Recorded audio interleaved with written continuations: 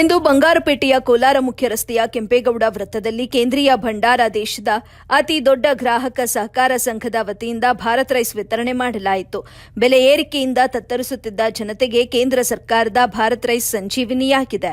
ಜಾಗತಿಕ ಮಟ್ಟದಲ್ಲಿ ಆಹಾರ ಧಾನ್ಯಗಳ ಬೆಲೆ ಗಗನಕ್ಕೇರುತ್ತಿದೆ. ಜನರು ಹೊಟ್ಟೆಯ ಮೇಲೆ ತಣ್ಣೀರು ಬಟ್ಟೆ ಹಾಕಿಕೊಂಡು ಜೀವಿಸುವಂತಾಗಿತ್ತು.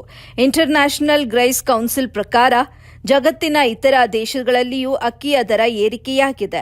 ವಿಶ್ವ ಬ್ಯಾಂಕ್ ವರದಿಯ ಪ್ರಕಾರ ಸದ್ಯದ ಮಟ್ಟಿಗೆ ಅಕ್ಕಿಯ ದರಗಳು ಇಳಿಕೆಯಾಗುವ ಸಾಧ್ಯತೆ ಇಲ್ಲ ಎಂಬ ವರದಿ ಆತಂಕವನ್ನುಂಟು ಮಾಡಿತ್ತು.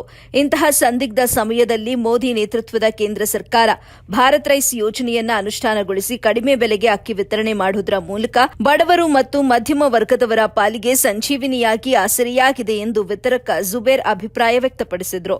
ವರದಿ ಸೈಫುಲ್ಲಾ, ಎಬಿ ನ್ಯೂಸ್, ಬಂಗಾರಪೇಟೆ. ಭಾರತ ಸರ್ಕಾರಕ್ಕೆ ಧನ್ಯವಾದಗಳು.